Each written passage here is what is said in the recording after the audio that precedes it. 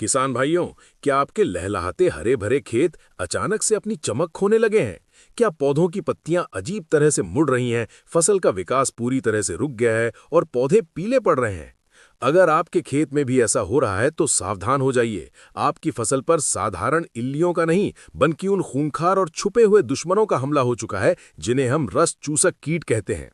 सफेद मक्खी, थ्रिप्स, हरा तेला, माहू, मिलीबग, गंधी बग और धान का भूरा माहू, ये वो परजीवी हैं जो पौधों को बाहर से इल्लियों की तरह काटते नहीं हैं, बल्कि ये डॉक्टर की सिरिंज की तरह अपना तीखा डंक पौधों की नसों में चुभाकर उसका पूरा खून यानी उसका जीवन रस खींच लेते हैं।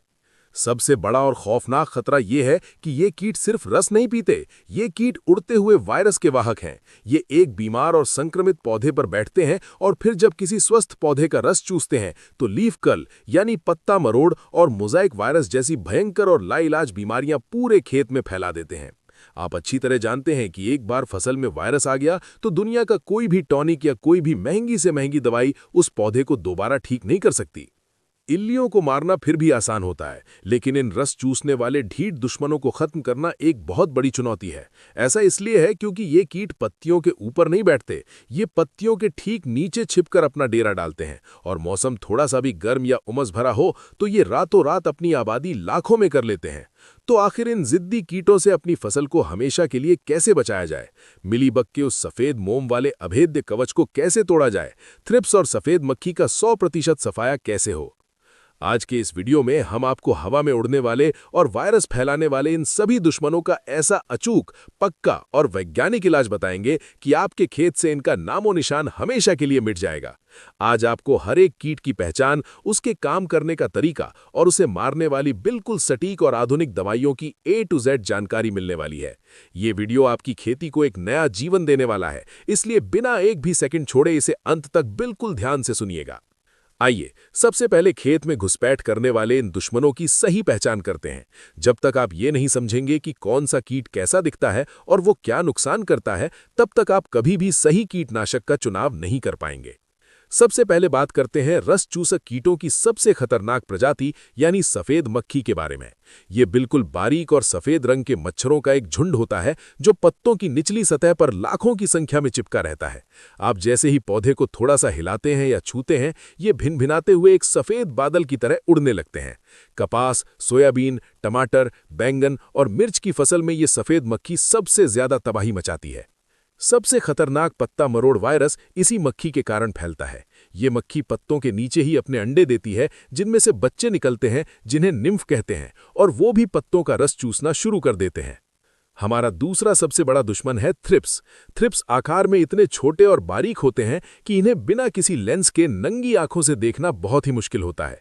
ये हल्के पीले या काले रंग के होते हैं। इनके काम करने का तरीका बाकी कीटों से बिल्कुल अलग होता है। ये सीधे डंक नहीं मारते, बल्कि ये पत्तों की ऊपरी सतह को खुरचते हैं और फिर वहां से जो रस निकलता है उसे पीते हैं। थ्रिप्स के हमले की सबसे बड़ी पहचान ये है कि पत्तियां सिकुड़कर ऊपर की तरफ मुड़ जाती हैं और एक नाव के आकार की बन जाती हैं। मिर्च, प्याज और लहसुन के किसान इस थ्रिप्स नाम के कीट से सबसे ज्यादा परेशान रहते हैं। तीसरा कीट है हरा तेला, जिसे कई जगह जैसिड या हॉपर भी कहा जाता है। ये हल्के हरे रंग का होता है और पत्तों के नीचे तिरछी चाल चलता है। जब हरा तेला हमला करता है तो पौधे की पत्तियां किनारों से पीली पड़ने लगती हैं। धीरे धीरे ये किनारे लाल या भूरे होकर सूखने लगते हैं और पत्तियां नीचे की तरफ प्याले के आकार में मुड़ जाती हैं। कृषि विज्ञान में इसे हॉपर बर्न कहा जाता है। कपास, भिंडी और बैंगन की फसल में हरा तेला बहुत भारी नुकसान पहुंचाता है। चौथा दुश्मन है माहू, जिसे कुछ इलाकों में चेपा या एफिड भी कहते हैं। सरसों, पत्ता गोभी, फूल गोभी और अन्य सब्जियों में नई कोपलों और फूलों पर आपने चिपके हुए काले, गहरे हरे या पीले रंग के कीड़ों के गुच्छे जरूर देखे होंगे। यही माहू है। ये रस चूसने के साथ साथ एक बहुत ही मीठा और चिपचिपा रस अपने शरीर से बाहर निकालता है, जो पत्तों पर गिरता रहता है। इसी चिपचिपे पदार्थ पर बाद में एक काली फंगस लग जाती है। इस काली फंगस के कारण पत्ते काले पड़ जाते हैं, पौधा सूर्य की रोशनी से अपना भोजन नहीं बना पाता और धीरे धीरे पूरा पौधा सूख कर खत्म हो जाता है। पांचवां सबसे जिद्दी कीट है मिलीबग। पपीता, अमरूद, सीताफल और कपास की टहनियों पर अक्सर आपने सफेद रुई जैसा एक मोटा जाला देखा होगा। यही मिलीबग है। ये कीट इतना जिद्दी इसलिए होता है क्योंकि ये अपने शरीर के चारों ओर मोम की एक बहुत ही मोटी और सफेद परत बना लेता है। इस सफेद परत के कारण कोई भी साधारण कीटनाशक इन पर असर ही नहीं करता।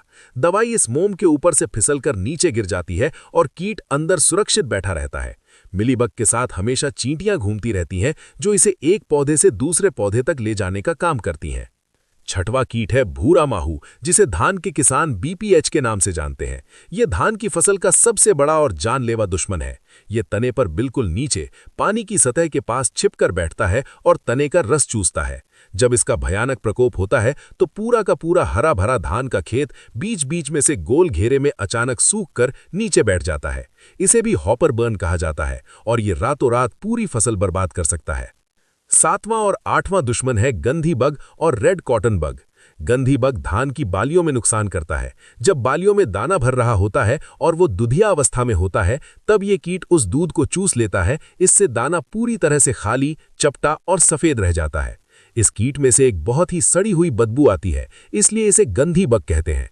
वहीं रेड कॉटन बग लाल रंग का एक बड़ा कीट होता है जो कपास के टिंडों का रस चूसता है और रुई पर पीले धब्बे छोड़ देता है, जिससे बाजार में रुई का भाव एकदम गिर जाता है। किसान भाइयों, अब दुश्मनों की पहचान तो हो गई है। अब एआई खेती चैनल आपको बताएगा इन सभी कीटों को जड़ से खत्म करने की सबसे आधुनिक और अचूक रणनीति। हम हवा में तीर नहीं चलाएंगे, बल्कि हम 2 चरणों में एकदम वैज्ञानिक तरीके से काम करेंगे। पहला कदम है प्राकृतिक रोकथाम और बचाव और दूसरा कदम है रासायनिक नियंत्रण। बीमारी आने के बाद दवाई छिड़कने से बेहतर है कि बीमारी को खेत में फैलने ही न दिया जाए। बचाव के लिए सबसे पहला और जरूरी काम आपको ये करना है कि जब आपकी फसल 15 से 20 दिन की हो जाए तो 1 एकड़ खेत में कम से कम 15 पीले रंग के चिपचिपे कार्ड और 10 नीले रंग के चिपचिपे कार्ड जरूर लगा दें। इन्हें स्टिकी ट्रैप कहा जाता है। पीले कार्ड की तरफ आकर्षित होकर सफेद मक्खी और माहू उस पर चिपक कर मर जाते हैं और नीले कार्ड पर थ्रिप्स आकर चिपक जाते हैं। इससे शुरुआत में ही खेत में कीटों की संख्या कंट्रोल हो जाती है और आपको तुरंत महंगे स्प्रे नहीं करने पड़ते। बचाव का दूसरा सबसे अहम नियम है कि अपनी फसल में कभी भी यूरिया खाद का जरूरत से ज्यादा छिड़काव ना करें। बहुत से किसान पौधे को जल्दी बड़ा करने के चक्कर में अंधाधुंध यूरिया डालते हैं।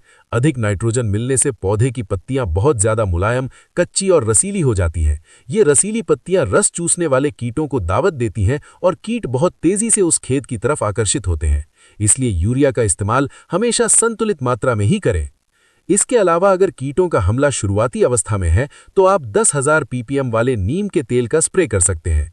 नीम का तेल कीटों को मारता नहीं है, बल्कि ये पत्तों को इतना कड़वा कर देता है कि कीट उसे खा नहीं पाते और उनका प्रजनन चक्र टूट जाता है।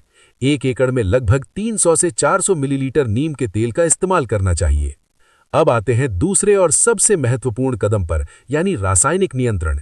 जब कीटों का हमला आर्थिक नुकसान के स्तर को पार कर जाए, तब हमें रसायनों का इस्तेमाल करना ही पड़ता है।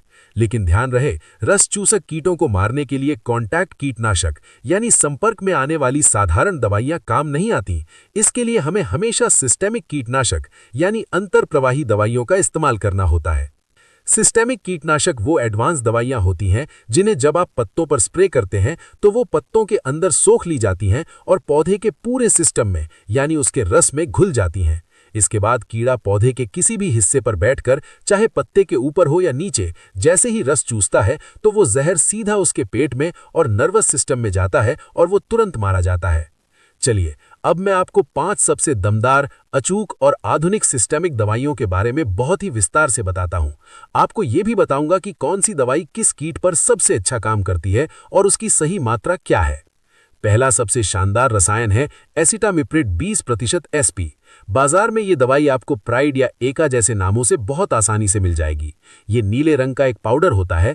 अगर आपके खेत में सफेद मक्खी, माहू और हरे तेले का शुरुआती हमला हो रहा है तो ये दवाई सबसे बेहतरीन और किफायती विकल्प है। ये पौधे के सिस्टम में बहुत तेजी से फैलती है।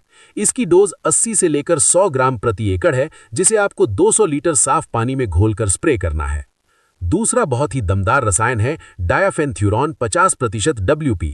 किसान भाई इसे पेगासस के नाम से बहुत अच्छी तरह जानते हैं। ये एक बहुत ही अनोखी दवाई है। जब खेत में सफेद मक्खी का भयंकर अटैक हो और साथ ही साथ लाल मकड़ी का भी हमला हो गया हो, तब ये दवाई किसी ब्रह्मास्त्र से कम नहीं है। इसमें ट्रांसलैमिनार एक्शन होता है। इसका मतलब है कि अगर आप पत्ते के ऊपरी हिस्से पर स्प्रे करते हैं तो ये दवाई पत्ते को चीरकर पत्ते के आर पार होकर नीचे छुपे हुए कीटों को भी मार गिराती है। इसे 250 ग्राम प्रति एकड़ की दर से 200 लीटर पानी में मिलाकर स्प्रे करना चाहिए। तीसरी सबसे असरदार और आधुनिक दवाई है फ्लोनिकामिड 50% WG। बाजार में ये उलाला के नाम से काफी मशहूर है। इस दवाई के काम करने का तरीका बिल्कुल अलग और एडवांस है। ये दवाई रस चूसने वाले कीटों को तुरंत मारती नहीं है, बल्कि ये सीधा उनके मुंह और पेट की मांसपेशियों को लकवा मार देती है। जब आप खेत में उलाला का स्प्रे करते हैं तो सिर्फ आधे घंटे के अंदर कीड़े रस चूसना और खाना पीना बंद कर देते हैं, और फिर अगले 3 से 4 दिनों में वो भूखे रहकर सूख कर मर जाते हैं। अगर माहू, हरा तेला और सफेद मक्खी का बहुत जिद्दी हमला है तो ये दवाई 15 से 20 दिन तक खेत को सुरक्षित रखती है। इसका इस्तेमाल 60 से 80 ग्राम प्रति एकड़ के हिसाब से किया जाता है। चौथा शक्तिशाली रसायन है डिनोटेफोरॉन 20% SG। बाजार में ये ओशीन या टोकन के नाम से उपलब्ध है।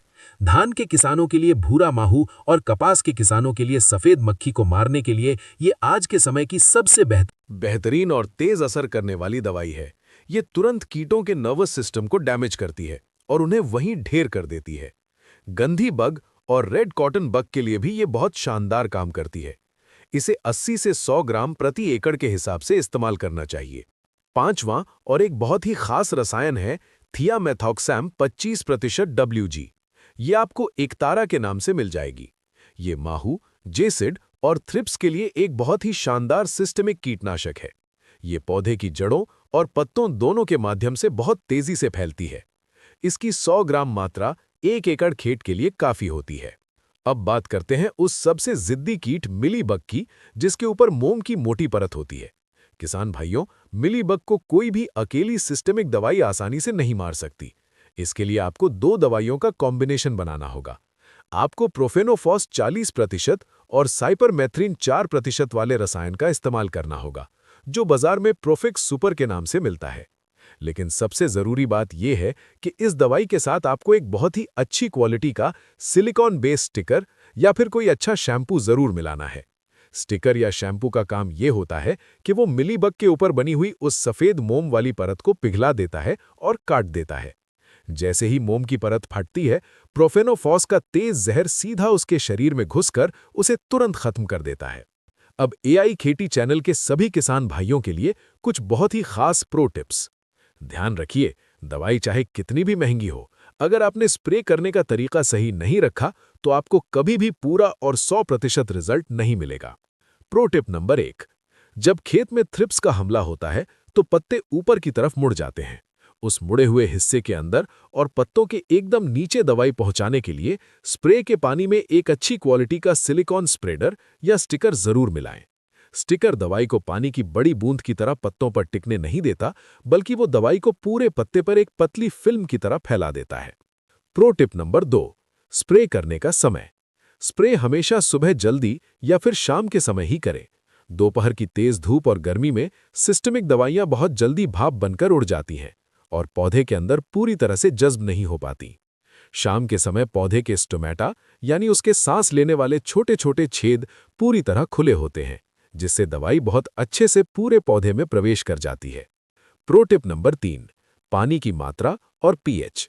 हमेशा 1 एकड़ में कम से कम 180 से 200 लीटर साफ पानी का इस्तेमाल करें।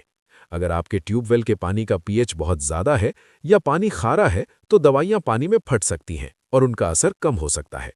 ऐसे में बाजार में मिलने वाले pH बैलेंसर का इस्तेमाल करें। प्रो टिप नंबर 4, हमेशा एक ही दवाई या एक ही ग्रुप के रसायन का बार बार इस्तेमाल न करें। अगर आपने इस बार एकतारा का स्प्रे किया है तो 15 दिन बाद उलाला या पेगासिस का इस्तेमाल करें। दवाइयों को बदल बदल कर स्प्रे करने से कीटों में दवाई को सहने की ताकत, जिसे हम रेजिस्टेंस कहते हैं, वो पैदा नहीं होती। किसान भाइयों, अगर आप इन सभी कीटों की सही पहचान करके और बिल्कुल सही समय पर इन आधुनिक सिस्टमिक दवाइयों का सही तरीके से इस्तेमाल करेंगे तो आपके खेत में कभी भी वायरस नहीं फैलेगा। आपकी फसल एकदम स्वस्थ, हरी भरी और रोग मुक्त रहेगी, जिससे आपके उत्पादन में बम्पर बढ़ोतरी होगी। हमें पूरी उम्मीद है कि AI खेती चैनल की ये A to Z और विस्तृत मास्टर क्लास आपके बहुत काम आएगी। ये गहरी वैज्ञानिक जानकारी आपकी फसल को भयंकर बीमारियों से बचाएगी और आपकी मेहनत की कमाई को सुरक्षित रखेगी। अगर आपको हमारी ये मेहनत और ये आधुनिक जानकारी पसंद आई हो तो इस वीडियो को अभी तुरंत लाइक करें। अपने सभी किसान मित्रों, रिश्तेदारों और अपने गांव के हर एक WhatsApp ग्रुप में इस वीडियो को ज़्यादा से ज़्यादा शेयर करें, ताकि कोई भी किसान भाई इन छुपे हुए रस चूसक कीटों के कारण अपनी फसल बर्बाद ना होने दे। खेती को स्मार्ट और आधुनिक बनाने के लिए और ऐसी ही एकदम सटीक और सच्ची जानकारी सबसे पहले पाने के लिए आपके अपने YouTube चैनल एआई खेती को अभी सब्सक्राइब करना बिल्कुल ना भूलें। पास वाले घंटी के बटन को भी जरूर दबाएं ताकि हमारी हर नई वीडियो सीधा आपके फोन पर पहुंच सके। अगर किसी भी दवाई की मात्रा को लेकर या अपनी फसल में लगे किसी खास कीट के बारे में आपका कोई भी सवाल है तो नीचे कमेंट बॉक्स में अपना सवाल जरूर लिखें। एआई खेती की टीम आपके हर एक सवाल का सटीक और तुरंत जवाब देगी। मिलते हैं अगले वीडियो में खेती से जुड़ी एक और शानदार और दमदार जानकारी के साथ। तब तक के लिए अपनी खेती और अपनी फसल का पूरा ख्याल रखें। आप सभी किसान भाइयों को दिल से नमस्कार और जय हिंद।